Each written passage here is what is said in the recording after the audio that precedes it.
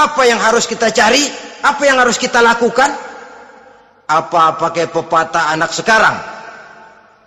Aku lihat, aku pikat, aku dapat, aku sikat, aku minggat. Bangsat.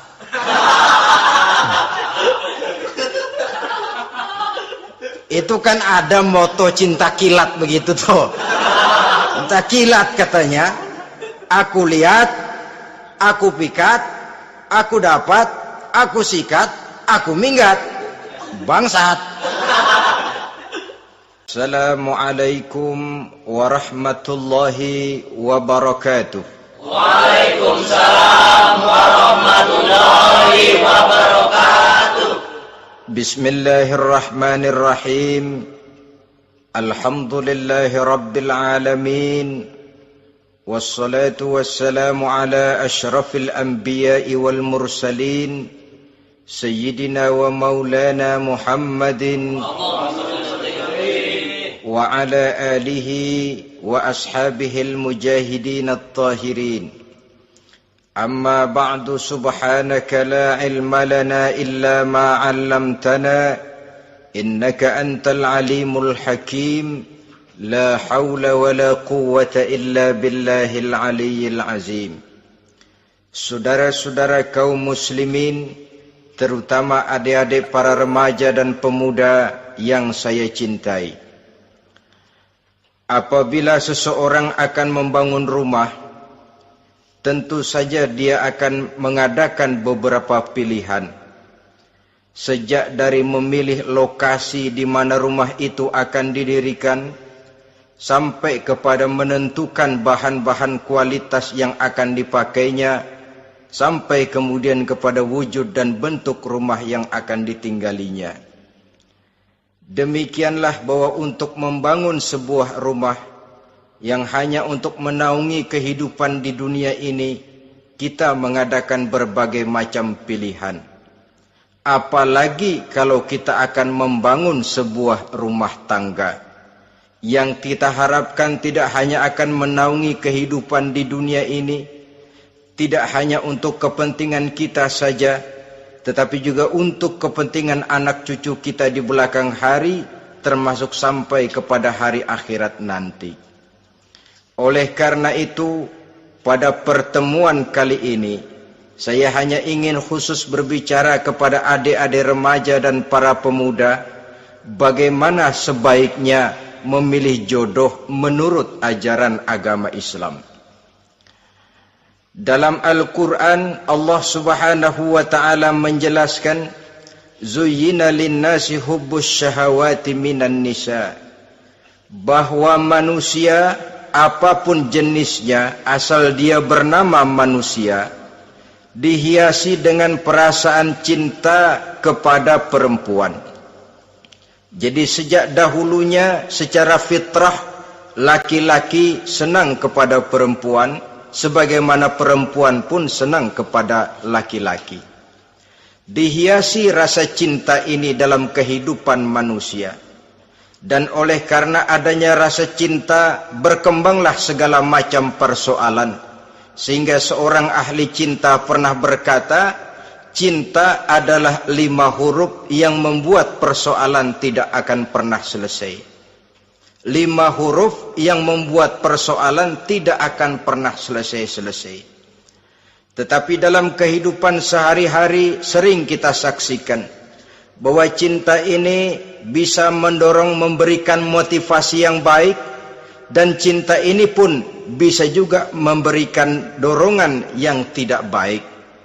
Oleh karenanya, apabila cinta itu ibarat setetes embun yang jatuh di bumi yang subur, akan tumbuhlah di atasnya aneka ragam bunga-bungaan yang harum semerbak, indah mewangi, sedap dipandang orang, menebarkan rasa aman, damai, sentosa, dan begitu selanjutnya.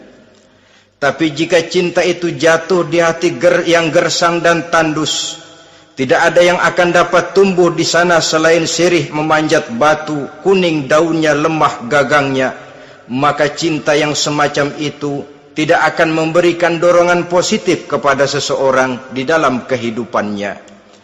Maka lebih dahulu kita akan membicarakan cinta dalam artian yang positif ini untuk nanti sampai kepada perempuan yang bagaimana yang harus kita cintai atau laki-laki yang bagaimana yang harus dicintai oleh seorang perempuan. Saudara hadirin yang saya hormati, cinta dalam artian yang positif, pertama dia selalu mendatangkan keindahan. Yang kedua, cinta itu memberikan energi atau semangat untuk berjuang. Dan yang ketiga, cinta itu selalu membawa resiko dalam bentuk pengorbanan. Maka cinta yang positif pertama melahirkan keindahan. Disinilah orang memerlukan filter atau saringan. Sebab keindahan yang didasarkan karena cinta itu merupakan satu keindahan yang relatif saja. Boleh jadi karena indah orang jadi cinta, boleh juga jadi karena cinta segala sesuatu terasa jadi indah. Namun bagaimanapun juga, kalau hati sudah diliputi oleh rasa cinta, segalanya akan terasa menjadi indah. Cinta itu adalah keindahan. Yang kedua, cinta itu energi, melahirkan dorongan dan semangat. Yang lemah bisa menjadi kuat, yang takut bisa menjadi berani, yang jauh jadi terasa dekat. Itu semua karena dorongan cinta. Dan dari energi ini lahirlah yang ketiga, bahwa cinta adalah pengorbanan. Sehingga orang berkata, berani bercinta artinya harus berani berkorban. Takut berkorban, jangan bercinta. Kalau cinta ini kita salurkan kepada nilai-nilai agama umpamanya, yang pertama, cinta mendatangkan keindahan. Kita cinta kepada agama, maka apapun yang diperintahkan oleh agama akan terasa menjadi indah. Solat akan terasa menjadi indah, puasa terasa menjadi indah, zakat terasa menjadi indah, jihad pun akan terasa menjadi indah. Persis kalau kita cinta kepada seorang gadis. Jika kita cinta kepada seorang gadis, apanya saja akan kelihatan menjadi indah. Jalannya terasa indah, lenggang-lenggoknya terasa indah, suaranya merdu padahal cemprengnya bukan main. Seluruhnya akan mendatangkan keindahan karena dasarnya sudah cinta. Cinta membawa kepada keindahan. Yang kedua, cinta itu melahirkan energi. Orang yang cinta kepada agama akan lahir tenaga dan semangatnya melaksanakan ibadah, melaksanakan puasa, melaksanakan zakat, melaksanakan solat, melaksanakan haji, bahkan melaksanakan jihad sekalipun. Cinta selamanya menimbulkan energi dan semangat. Sama saja dengan kita apabila jatuh cinta kepada seorang gadis, walaupun rumahnya jauh, katanya, gunung pun akan kudaki, lautan pun kuseberangi. Untuk apa itu? Untuk menemui apa yang kita cintai. Cinta selamanya melahirkan energi. Capek tidak terasa, lelah tidak terasa, semuanya tertutup oleh keindahan yang bernama cinta. Lalu yang ketiga, cinta membawa pengorbanan. Apabila kita cinta kepada agama, maka pengorbanan terhadap apapun yang diminta oleh agama, baik itu pengorbanan waktu, tenaga, pikiran, harta, bahkan pengorbanan nyawa sekalipun, kita tidak akan berat melaksanakannya karena cinta kita kepada agama yang kita anut ini. Demikian juga cinta kita kepada seorang perempuan akan membuat kita rela berkorban. Apapun yang dia minta, jangankan kita tidak mampu, jangankan kita mampu, kita tidak mampu sekalipun, kita masih berusaha untuk mampu guna memenuhi tuntutan si buah hati belahan jantung. Kadang-kadang malam minggu si doi ngajak nonton. Umpamanya duit tidak ada, gajian belum, kerja enggak. Timbullah inisiatif, entah sepatu kita jual ke tukang loa, entah celana mampir dulu ke tempat lain, yang penting kita berkorban untuk memenuhi permintaan si buah hati belahan jantung. Ketika itu pengorbanan sudah tidak kita rasakan lagi. Bahkan pengorbanan yang paling pedih sekalipun, dalam gurau, dalam bercanda misalnya, dicubit kita oleh kekasih kita, pedih bukan main, terkelupas kulit, mengalir darah, bukan nangis, nyengir. Malah kadang-kadang minta tambah dicubit lagi. Itulah romantikanya cinta, sanggup membuat orang berkorban, melahirkan energi dan semangat, menambah keindahan dalam kehidupan, sepanjang dia dalam artian yang positif. Kalau demikian masalahnya, di dunia yang penuh dengan perbenturan nilai sekarang ini, orang sering salah jalan bagaimana memilih jodoh untuk membangun rumah tangga yang bahagia. Jangan lupa bahwa membangun rumah tangga ini bukan hanya untuk 1-2 bulan, bukan hanya untuk 1-2 tahun, bahkan bukan cuma untuk kehidupan dunia, lebih daripada itu pun untuk menunjang kebahagiaan di akhirat. Oleh karenanya, memilih jodoh bukan satu hal yang mudah, bukan satu hal yang bisa dilaksanakan sambil lalu, tetapi memerlukan penelitian, memerlukan pengamatan yang mendalam. Apa petunjuk agama tentang itu?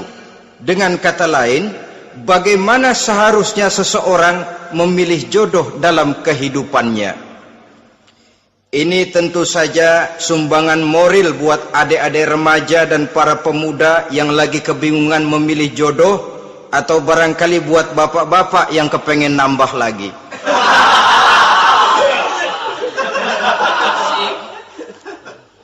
Mohon maaf kepada ibu-ibu, saya tidak menganjurkan, cuma ngajarin. Yang pertama, menurut Nabi, nikahilah perempuan itu karena rupanya, karena hartanya, karena keturunannya, dan karena agamanya. Ada 4 motif utama di sini. Pertama, memilih jodoh, lihatlah rupanya. Lagian siapa yang kepengen dapat jodoh rupanya nggak karu-karuan? Cari rupa yang cantik, indah, dan menawan. Namun jangan lupa, saya katakan di zaman di mana sering terjadi benturan nilai seperti sekarang ini, orang sulit untuk mendapatkan keaslian. Di mana teknologi sudah sedemikian canggih, di mana ilmu kedokteran sudah sedemikian maju, maka berbagai macam rupa bisa dibentuk dengan apa yang dinamakan operasi plastik misalnya.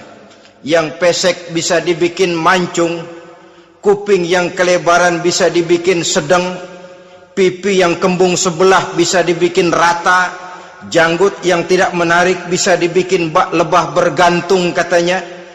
Oleh karena itu, kalau pilihan hanya tertuju kepada rupa yang cantik saja semata-mata, kita sudah melakukan satu kesalahan yang sangat besar.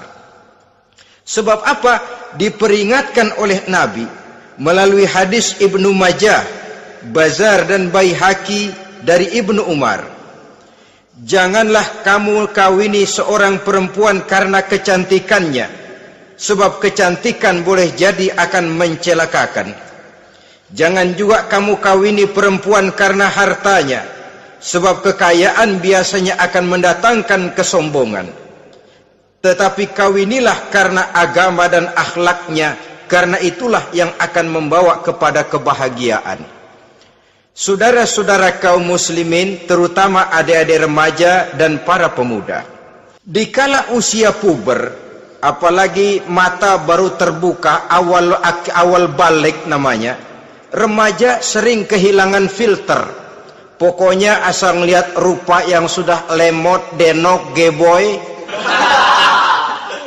pikiran pun hanyut, malam terkenang, siang terbayang, tidur tak nyenyak, makan tak enak katanya, selalu terbayang wajah si doi. Dikala itu orang kehilangan pertimbangan bahwa rupa yang cantik kadang-kadang sering menipu. Diriwayatkan oleh Imam Ibnu Abbas, satu hari ketika sedang kumpul dengan para sahabat, lewatlah orang dengan potongan ya, potongan orang kaya.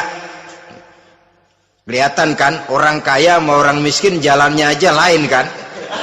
Jalannya saja, jangan gaya hidupnya, jalannya saja lain.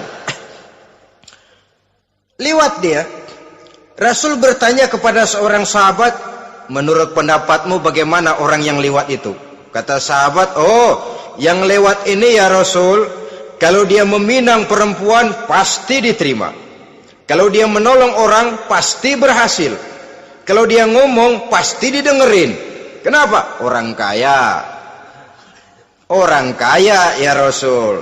Kalau dia minang, perempuan mana yang kagak bisa menerima kalau dipinang oleh orang kaya? Biar mukanya udah belipet kayak dompet tanggung bulan. Kalau memang duitnya banyak, nggak kelihatan tuh muka yang belipet, yang kelihatan duit. Kalau dia nolong orang, pasti berhasil apa yang dia tolong itu. Kalau dia ngomong, pasti didengerin orang, walaupun omongannya biasa-biasa saja. Kenapa? Orang lihat penampilannya. Sudah, ketika orang itu lewat, beberapa lama kemudian lewat lagi seseorang yang kelihatannya miskin. Rasul tanya lagi, kalau orang ini, bagaimana pendapat kamu? Wah, potongan begini sih Rasul. Kalau dia minang, orang tolak. Siapa yang mau kawin sama kere begini? Kalau dia nolong orang, pasti nggak berhasil. Kalau dia ngomong, kagak bakalan ada yang mau dengerin. Siapa yang mau dengerin orang susah ngomong? Setelah orang itu lewat, apa kata Rasul? Orang yang terakhir, yang lewat ini, yang barusan lewat, jauh lebih baik dari yang pertama yang lewat tadi. Jauh lebih baik.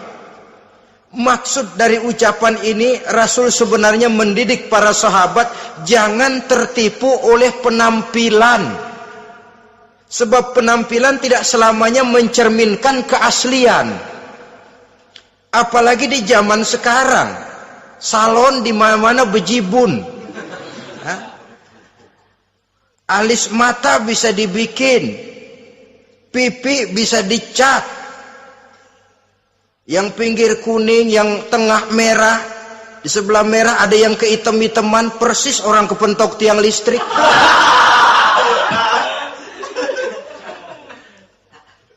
Kecantikan yang artifisial, kecantikan yang bukan alami. Karena itu silakan saja cari yang cantik, tapi jangan terpaku sampai di situ. Sebab kecantikan di samping dia mudah berubah oleh pergeseran masa dan pertukaran waktu, ternyata penampilan tidak selamanya mencerminkan keaslian. Lain hari seorang sahabat pernah mengadu, "Ya Rasul, ada apa? Inna imraati la turaddu yadul lamis." Ya Rasul, istri saya tidak pernah menolak tangan orang laki yang menjamahnya, mengajak salaman kepadanya. Apa jawab Rasul? Ceraiin aja. Tapi hati saya berat ya Rasul, saya cinta betul sama dia. Ya kalau hatimu berat, jaga dia baik-baik. Nah, dari riwayat ringkas ini kita ambil satu perbandingan. Memang punya istri berwajah cantik itu kadang-kadang si malakama kalau imannya tidak kuat. Si malakama, kita diemin aja, binal, makan hati, nggak aman, nggak tentram. Jangan-jangan saya berangkat ke kantor, dia ngompreng. Buah si malakama, seperti orang tadi, ya Rasul. Istri saya kelihatannya, sebenarnya tidak negatif maksudnya ini, cuma bersalaman, tapi terlalu ngobrol. La turaddu yadul lamis, tidak pernah menolak orang yang ngajak salaman. Ya sekedar salaman. Tapi kan awalnya dari salaman. Kalau sudah salaman kan strum bisa ngederdet dari tangan situ. Kata Rasul sederhana saja, ya kalau memang begitu ceraiin. Saya nggak kuat Rasul, saya cinta betul sama dia. Kalau kau tak kuat berpisah dengan dia, jagalah dia baik-baik. Ajar, didik, tanamkan rasa keagamaan di dalam hatinya. Saudara-saudara kaum muslimin, jadi rupa yang cantik tanpa didasari oleh nilai-nilai agama akan membuat seorang suami di rumah tangganya seperti si malakama.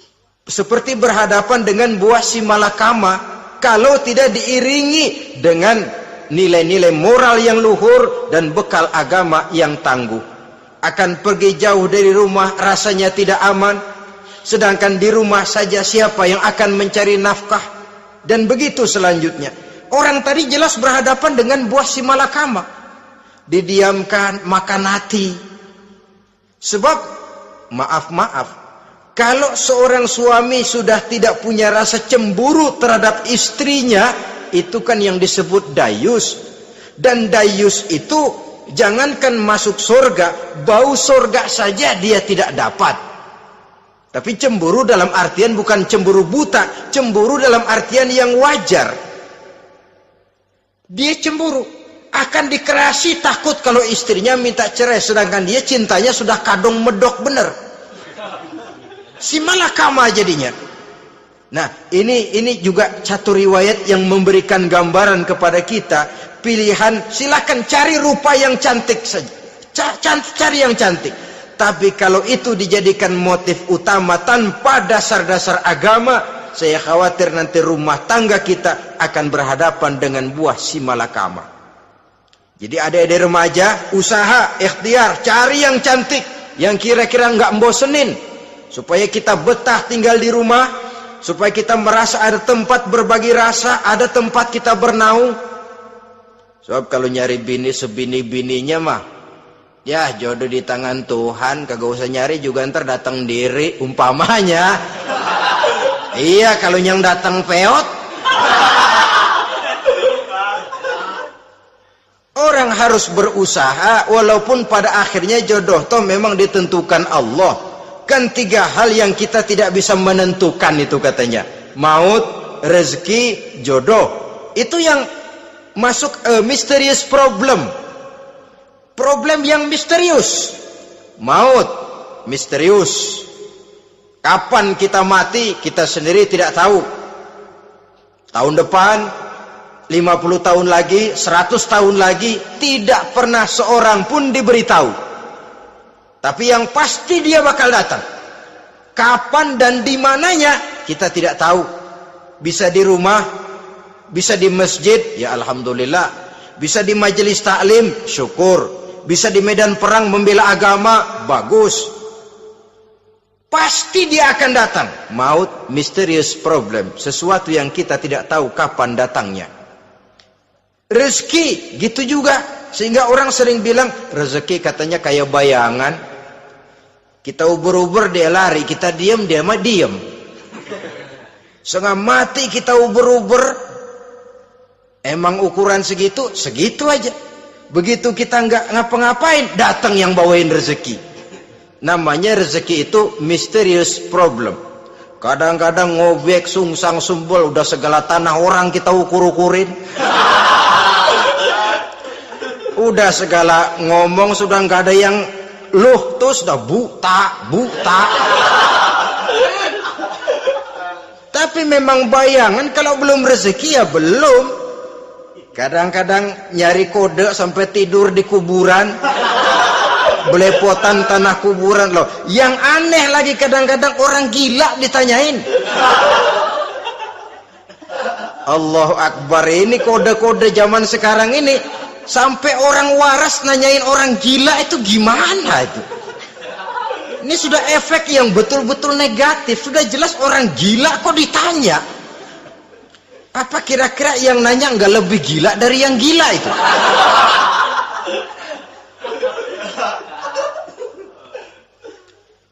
Saudara-saudara kaum muslimin, terutama adik-adik remaja dan para pemuda, jadi silakan saja cari rupa yang cantik, karena dia akan jadi tautan hati, buah hati, belahan jantung, tempat kita berbagi rasa, tempat kita pulang dan tinggal di rumah tangga kita.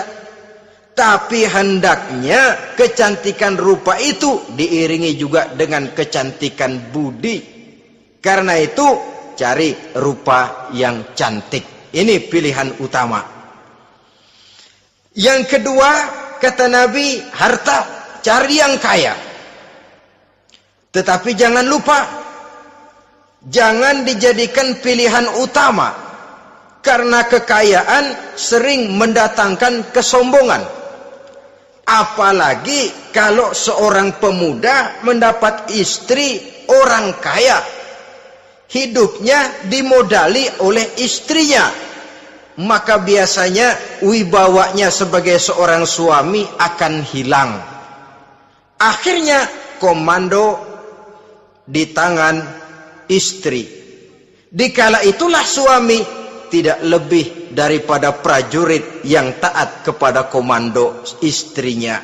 Padahal menurut konsep Quran, ar-rijalu qawwamuna 'alan nisa. Laki-laki diciptakan sebagai pembimbing bagi perempuan. Kalau nanti suatu saat terjadi benturan, sedangkan modal diberikan oleh istri, terjadilah pengungkitan. Kata istrinya apa? Lu jangan bertingkah, lu kan kawin sama gue modal lu kolor doang.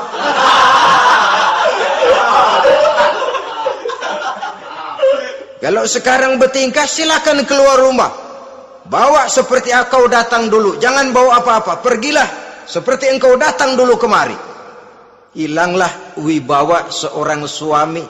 Suami kalau udah digentak sama istri begitu, ngelempuruk kayak ayam sampar. Di mana lagi letak wibawanya? Harta sering mendatangkan kesombongan. Oleh karena itu, walaupun diperintahkan cari yang keturunan orang kaya, tapi maksudnya jangan dompleng. Sebab kepribadian seorang suami akan ditentukan oleh sifatnya sendiri. Keberadaannya ditentukan oleh karya dan perbuatannya sendiri. Itulah yang akan menampilkan kepribadian dia dalam kehidupan di masyarakat ini. Saudara-saudara kaum muslimin, terutama adik-adik remaja dan para pemuda, kan kadang-kadang di zaman sekarang kan kelas-kelas gigolo, playboy ya, nyari tante-tante kesepian, mejeng-mejeng di pinggir-pinggir jalan dengan harapan apa? Ya barter lah, tukar tambah. Nah, supaya dapat rokok, dibelikan pakaian, motor dan sebagainya. Tapi yang jelas hilang harga diri sebagai laki-laki, dan itu yang paling mahal. Kalau seorang laki-laki sudah kehilangan harga diri, apalagi yang bisa dibanggakan dalam kehidupan ini? Apa artinya naik mobil kalau kepala tertunduk ke bawah? Apa artinya jalan di tengah masyarakat kalau kita tidak bisa menengadah dengan satu kebanggaan? Hilangnya harga diri merupakan kehancuran awal dari sebuah pribadi yang untuk jangka panjang kita tidak akan bisa lagi berbuat banyak. Tanpa harta orang memang sulit untuk bahagia, tapi harta semata-mata bukan merupakan jaminan bahwa orang lantas akan bahagia. Saya barangkali harus berkata, banyak orang miskin yang kaya, tapi tidak sedikit orang kaya yang miskin. Saya ulangi ini, banyak orang miskin yang kaya, tetapi tidak sedikit orang kaya yang miskin. Nah, bagaimana pengertiannya? Orang miskin yang kaya, materinya sederhana, peralatan rumah tangganya sederhana, tapi hatinya kaya. Oleh karena hatinya kaya, jiwanya lapang. Sebaliknya, orang kaya yang miskin, di tengah kelimpahan materi yang berlimpah, segalanya serba ada, hatinya yang miskin. Kelimpahan materi tidak akan sanggup mengobati kemiskinan hatinya. Sehingga di tengah kehidupan yang serba ada, dia masih merasa kurang, maka dia tidak pernah cukup. Di tengah kemilauan dan gemerlapan serta glamornya rumah mewah, dia merasa hidup di tengah gurun pasir yang gersang dan tandus. Karena itu, biarlah miskin harta tapi kaya budi. daripada kaya harta tapi miskin budi. Lebih utama lagi kaya harta, kaya budi. Itu idealnya. Dasar pilihan ketiga sesudah rupa dan harta menurut Nabi, keluarga. Faktor keturunan sangat menentukan. Pepatah mengatakan buah apel akan jatuh tidak terlalu jauh dari pohonnya. Biasanya kalau bapak kalong anak kampret, bapak nyolong anak nyopet. Itu fotokopi. Saudara-saudara, sungguh pun demikian, faktor keluarga bukan merupakan yang paling dominan, karena segalanya memang bergantung kepada hidayah dari Allah Subhanahu wa ta'ala. Kalau hidayah datang, bisa saja anak maling bisa jadi kiai. Kalau hidayah datang, bisa saja anak Nabi malah ikut bersama orang-orang kafir. Pada akhirnya orang mau besar atau tidak bukan dengan jalan menyempeng kepada keturunan orang lain, tapi ditentukan oleh kepribadian dirinya sendiri.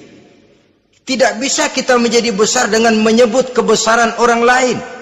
Itu sebabnya dicontohkan oleh Imam Ali pada saat beliau berkata, laisal fata may yaqulu kana abi walakinnal fata may yaquluha anadha. Anak muda yang gentleman adalah anak muda yang berani berkata, inilah saya. Bukan anak muda yang membanggakan leluhurnya. Ini kan zaman sekarang ini lagi ngetop-ngetopnya lagu-lagu cengeng katanya. Sebenarnya menurut saya bukan cuma lagu cengeng yang jadi masalah. Lagu cengeng cuma satu efek dari sikap yang lebih utama dari itu, yaitu mental cengeng. Kalau mental sudah cengeng, apapun yang kita lakukan akan jadi cengeng. Tidak cuma lagu, kebudayaan yang lahir akan kebudayaan cengeng. Jadi pengusaha cengeng.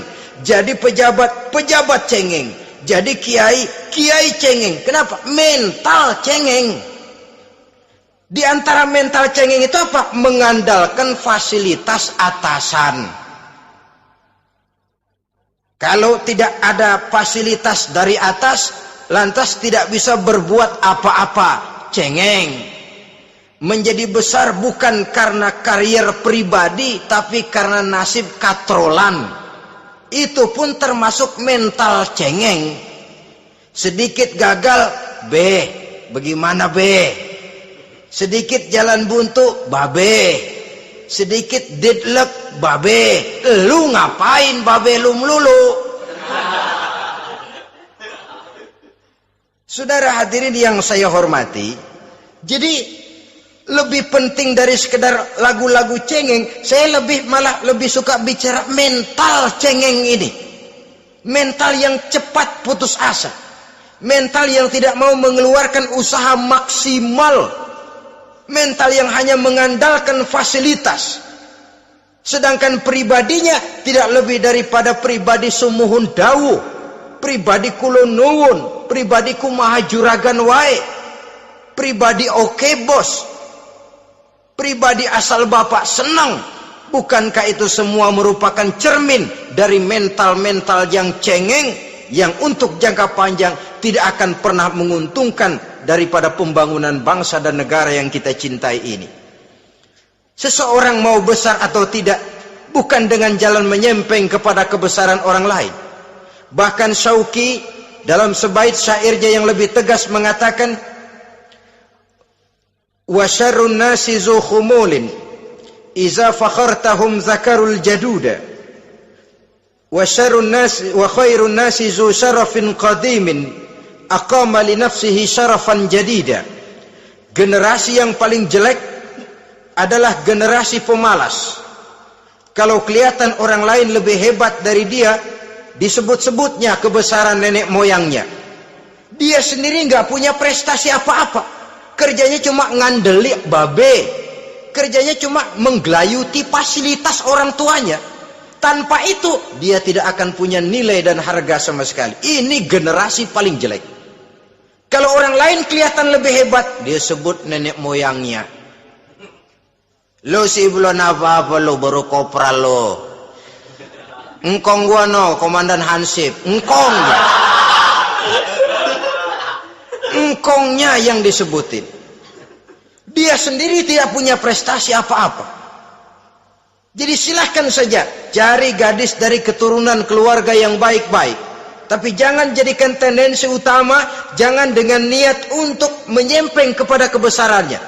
Tapi paling tidak dengan niat agar mudah-mudahan dari benih yang baik ini akan lahir keturunan-keturunan yang baik pada akhirnya nanti. Itu yang kita harapkan. Bukan lalu dengan pertimbangan, weh mertua gue bos nih, kali aja begitu gue kawin dia mampus. Ini semua warisan kan jatuh kemari semua. Kalau itu niatnya sudah jelas salah.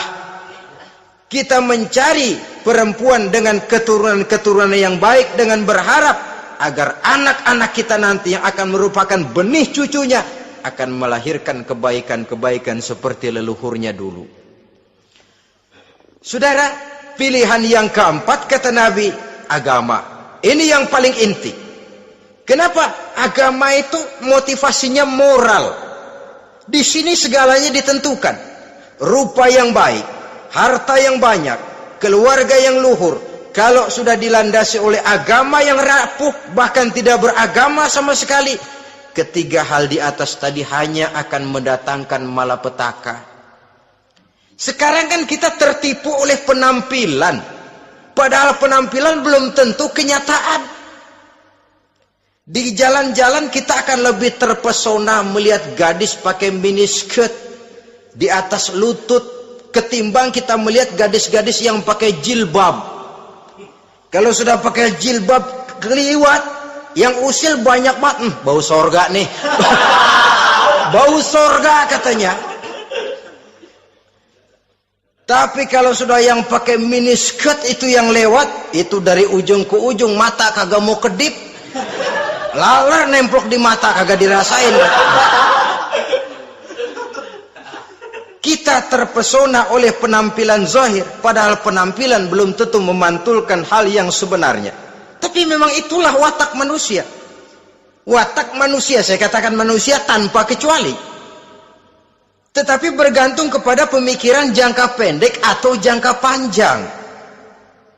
Kalau jangka panjang yang kita pikirkan, ya tentu kita tidak akan mudah terpesona oleh hal yang zahir. Sampai-sampai Quran sendiri mengatakan budak yang hitam legam tapi beriman itu lebih baik daripada orang-orang musyrik walaupun cantik, denok, lemot, geboy. Ada lagi nggak bahasa yang lebih dari itu? Cantik, denok, lemot, geboy, bahenol, nerkom, tapi kafir masih lebih baik budak yang hitam legam sekalipun kalau dia beriman. Kenapa? Rumah tangga untuk jangka panjang. So itu Islam tidak membolehkan kawin campuran dengan lain agama. Walaupun ada ayat yang mengatakan boleh kawin dengan ahlul kitab, tapi sebagian mufassir menjelaskan bolehnya kawin dengan ahlul kitab itu dalam kondisi darurat. Dalam kondisi normal tidak bisa. Kenapa? Kalau sudah berlainan agama, akan terjadi kerancuan rumah tangga untuk jangka panjang. Bagaimana membina dalam keharmonisan di rumah tangga? Bagaimana nasib anak-anak nanti? Kadang-kadang ada keluarga, kami sih keluarga modern. Anak-anak kami berikan kebebasan untuk milih agama apa saja. Bapaknya Islam, istrinya Kristen, anaknya ada yang Hindu, Buddha. Bagus nih, keluarga pecel namanya. Bagaimana keluarga modern bisa seperti itu? Padahal seorang suami bertanggung jawab di hadapan Allah. Dia akan ditanya tentang istrinya. Dia akan dimintakan pertanggungan jawab tentang anak-anaknya. Kalau istri kita berlainan agama, mungkin terjadi pengkaplingan. Pokoknya kalau anak perempuan ikut ibu, anak laki ikut bapak. Administrasi dunia bisa begitu, tapi akhirat, pertanggungan jawab di hadapan Allah. Bisakah kita, sorry aja Tuhan emang janjinya begini. Saudara hadirin yang saya hormati, oleh karena itu budak legam hitam kalau beriman masih lebih baik daripada orang-orang yang tidak beriman walaupun cantik dan mempesona. Kenapa? Ini faktor agama. Ya, buat 1-2 bulan bisa terwujud rumah tangga yang tentram. 2-3 tahun mungkin masih bisa bertahan, tapi sampai kapan? Sampai kapan itu akan terwujud? Pada akhirnya akan muncullah dilema yang akan sulit buat diatasi. Oleh karenanya motif agama dijadikan stres oleh Nabi. Fasfar bizatiddin taribat yadak. Pilih agama sebagai titik sentral, sebagai pilihan utama. Kalau agamanya kuat, walaupun rupanya sederhana, tapi karena nilai agamanya kuat, dia bisa menyenangkan hati suaminya. Dia bersolek untuk kepentingan suaminya. Dia taat kepada suaminya. Harta, dia anak orang kaya untuk membantu perjuangan suaminya. Tapi kalau tidak ada modal agama, rupa yang cantik bisa menyengsarakan suami. Apalagi kalau suami kere. Istrinya sudah cantik, kaya ataupun tidak kaya kadang-kadang. Udah, suaminya suruh ngempuk di rumah, bininya yang kerja. Ya kalau kerja mendingan kalau dikerjain itu.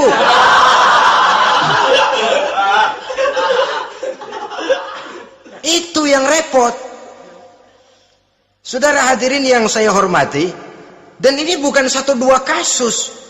Alangkah malangnya kalau sudah terkena hal seperti itu. Akhirnya seperti pengaduan sahabat kepada Rasul tadi. Mau diceraiin, cinta saya udah medok bener Rasul. Enggak diceraiin, hati saya ngebet, pegel. Si malakama akhirnya. Jadi oleh karenanya agama. Kalau dia cantik, walaupun miskin, agamanya kuat, dia bisa memelihara kehormatan diri. Dia kaya, agamanya kuat, hartanya disalurkan di jalan Allah. Karena itu agama jadikan pilihan utama. Dan ukuran agama itu bukan cuma jilbab loh. Ya kadang-kadang ada juga yang jilbabnya nggak pernah lepas, tapi kadang-kadang akhlaknya lebih binal dari yang kribo. Ada cuma sekedar kamuflase saja, itu pun penampilan, sekedar penampilan saja. Cuma dari segi aurat ya memang lebih baik dan lebih utama, dan saya kira lebih mengundang penasaran toh. Duren kalau udah dibuka kan kelihatan isinya. Emang udah begitu. Udah. Tapi kalau masih rapat, itu yang rasanya kita pengen buka. Timbul tantangan, gue pengen tahu isinya. Rasanya juga begitu. Sama saja dengan baju. Kalau dibungkus rapat di plastik, ditaruh di etalase, adanya di toko serba ada, tahu kita barang mahal nih. Biar punya duit, kita mau nawar ragu-ragu, takut nggak cukup. Tapi kalau barang sudah dibuka di jalanan, diobral di pinggir jalan, murahan, 1.003 masih dicampur odol. Yang begitu sih biar nggak punya duit, kita berani banget tanya, nawar, megang lagi nyemek.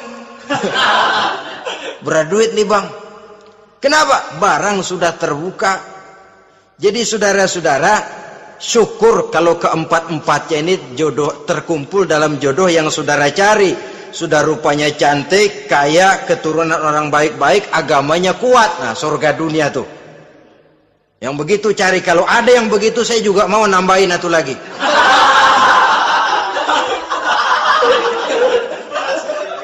Tapi yang kumpul keempat-empatnya ini terus terang saja langka.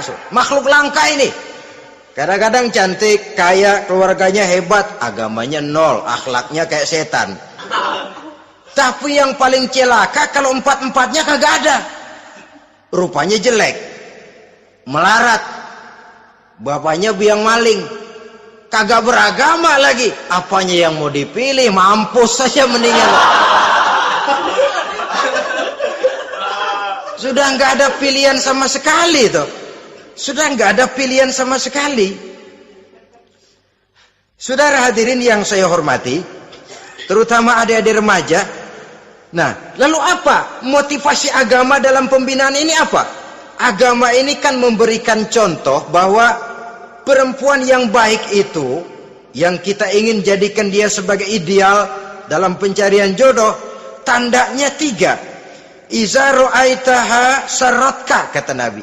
Kalau dipandang dia bisa menggembirakan kamu. Kan ini yang penting buat seorang suami. Kalau saudara nanti jadi suami, punya istri yang jadi partner setia mendampingi suaminya.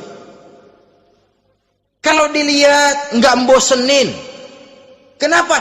Dia berdandan untuk nyenangin hati suaminya. Nggak bosenin. Kan kadang-kadang ada bini kalau kita pulang demek aja fotonya.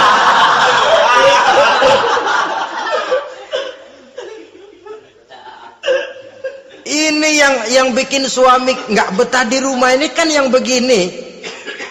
Adapun perempuan yang beragama, apabila dipandang oleh suaminya, dia pandai menyenangkan hati suaminya. Andai kata suaminya dalam kesulitan, dia tidak menambah beban kesulitan. Paling tidak dia bisa memberikan satu bantuan moral. Bantuan moral untuk mengurangi beban kesulitan daripada suaminya. Suami pulang dagang rugi, kata istrinya, romantika bang. Sekali-sekali lah, masa selamanya dagang mau untung. Besok siapa tahu untung lebih besar. Kan meringankan toh. Kadang-kadang enggak, suami pulang dagang dari pasar panas, rugi, sampai rumah bini pidato. Pletar-pletor. Lu dagang rugi, emang lu laki goblok.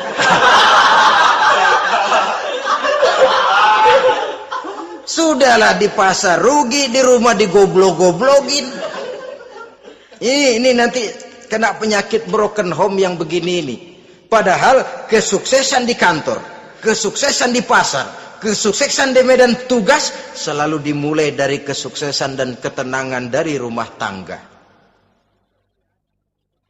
Dia berhias untuk kepentingan suaminya, tidak terlalu berlebihan.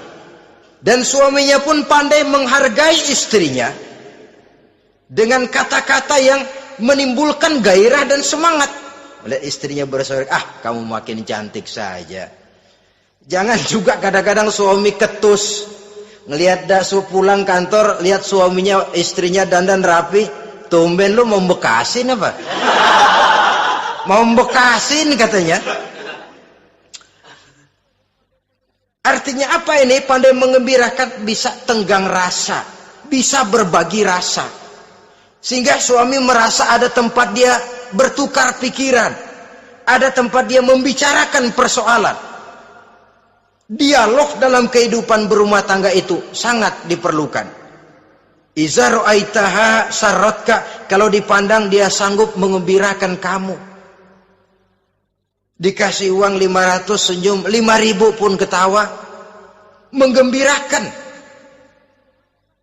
Dia bisa taruh kata hatinya kesel, tapi mulutnya senyum. Nah ini yang sulit ini, senyum tapi kesel, kesel tapi senyum. Kadang-kadang istri itu kan kalau sudah kesel, suami pulang nggak bisa dia menyembunyikan kekesalannya. Dari jauh suami sudah lihat ini yang nyambut, ini bemo ini. Udah monyong serem. Saudara hadirin yang saya hormati, yang kedua, bila diperintah dia taat. Ini pengaruh agama. Sehingga Nabi mengatakan, "Lau amartu li ahadin ayyasjuda ila ghairiha, la amartul mas'ada la amartul mar'ata litasjuda ila zawjiha likibari haqqihi 'alaiha." Andai kata saja boleh aku memerintahkan manusia untuk sujud kepada sesama manusia, pastilah aku perintahkan perempuan untuk sujud kepada suaminya. Kenapa? Karena besar hak suaminya kepada dirinya. Untung sujud kepada manusia tidak boleh. Andai kata boleh, perempuan disuruh sujud sama suaminya. Ini tidak perlu sampai sujud, cium tangan saja minta ridho suami. Kadang-kadang perempuan sekarang berat. Paling banter setahun sekali lebaran doang. Laki pulang sembahyang tubruk, cium tangan, minta redo, nangis segala macam. 3 hari habis lebaran beras habis, monyong aja lagi.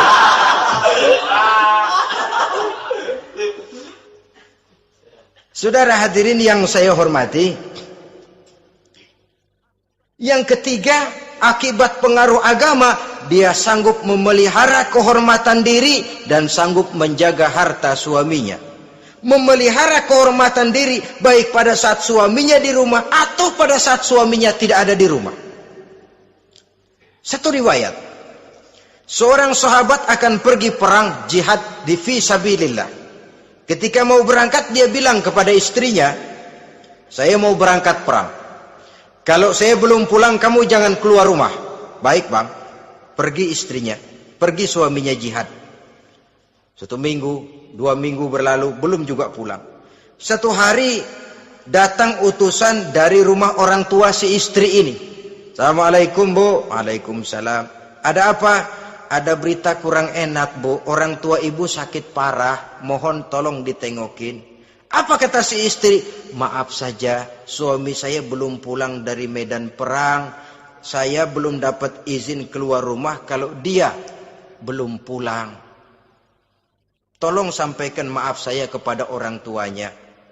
Pulanglah utusan tadi. Besok balik lagi. Bu, ada apa? Udah Senin Kemis. Napasnya sudah sampai tenggorokan. Tolong tengokin buat terakhir kalinya bu. Suami saya belum pulang. Dia pesan kalau dia belum pulang saya jangan keluar rumah. Saya nggak bisa tengokin orang tua saya. Salam maaf saja. Pulang utusan itu. Besok balik lagi. Bagaimana? Sudah meninggal bu. Mau dikubur. Tengokinlah buat terakhir kalinya. Suami saya belum pulang. Saya belum berani keluar rumah kalau suami saya belum pulang. Itu janji saya sama suami saya. Pulanglah utusan ini ngadu kepada Rasulullah sallallahu alaihi wasallam. Ya Rasul, ini perempuan kelewatan benar.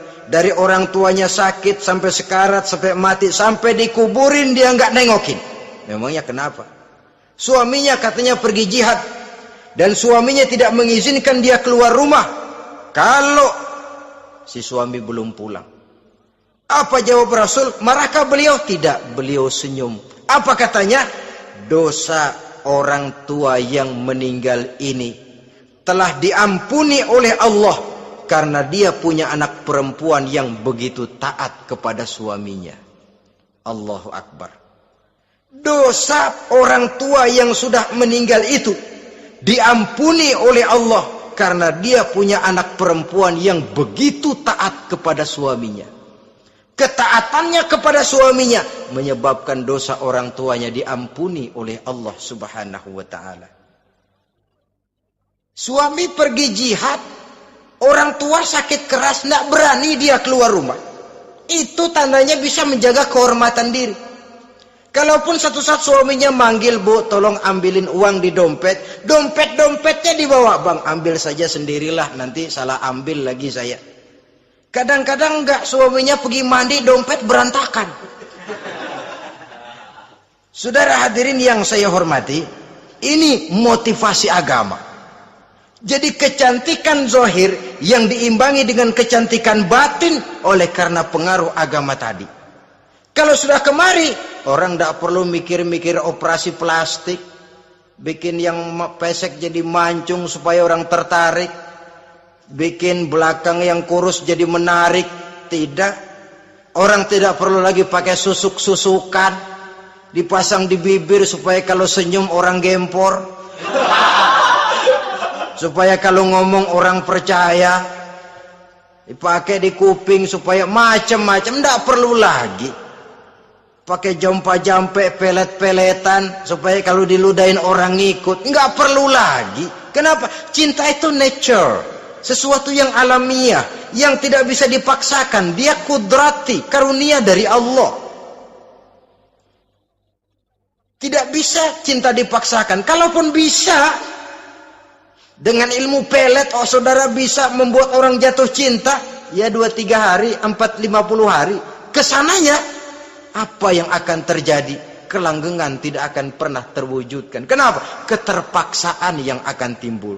Dalam kondisi semacam itu, rumah tangga tidak akan mengalami ketenangan dan ketentraman. Jadi biarkan cinta berjalan secara alamiah, karena dia memang alamiah. Saudara-saudara, nah sekarang kalau sudah ketemu nih, yang 4 tadi, rupa cantik, keturunan boleh, kaya lumayan, agama kuat, apa yang harus kita cari? Apa yang harus kita lakukan? Apa pakai pepatah anak sekarang?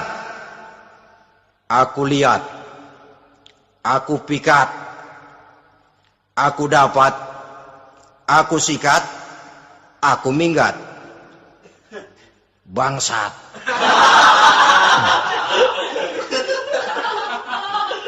Itu kan ada moto cinta kilat begitu tuh. Cinta kilat katanya. Aku lihat, aku pikat, aku dapat, aku sikat, aku minggat. Bangsat.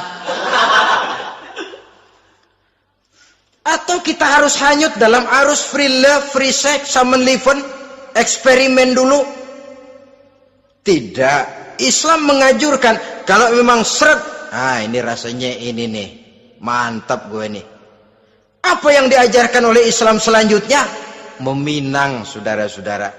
Meminang adalah langkah awal untuk mengikat tali pernikahan. Diizinkan meminang, dan di dalam meminang pun diizinkan untuk melihat. Cuma kalau boleh, ya syaratnya itu waktu melihat itu jangan sampai ketahuan si perempuan yang akan kita pinang itu. Untuk apa kita meminang? Pertama untuk yakin bahwa perempuan yang kita inginkan ini sudah kumpul syaratnya itu, tidak ada cacatnya. Yang kedua, untuk memperkuat tekad hidup berumah tangga, diperlukan meminang. Adapun adat itu berbeda. Tapi bahwa konsep meminang itu dalam Islam ada, itu jelas. Ya kalau mesti bawa pisang raja, pakai roti buaya, pakai martabak segede ban mobil truk segala macam, itu adat saja, ya. Tapi yang real meminang itu ada dalam Islam. Nah, bagaimana adab meminang? Setelah kita tahu anak ini cantiknya ya, keturunan baik, ya kekayaannya lumayan, agamanya kuat, pinanglah dia. Caranya boleh lihat langsung. Lihat langsung kalau bisa tanpa setahu si perempuan. Dan batas yang boleh dilihat itu muka dan tangan. Itu saja. Jadi jangan gerusak. Minta permisi Pak, saya mau ngelihat anak bapak seutuhnya, soalnya buat saya ini nanti. Apanya aja dibedolin, jangan. Kira-kira yang boleh itu muka sama tangan. Andai kata kita risih, sebab nanti kalau nggak jadi akan jadi timbul rasa malu dan si perempuan juga kasihan.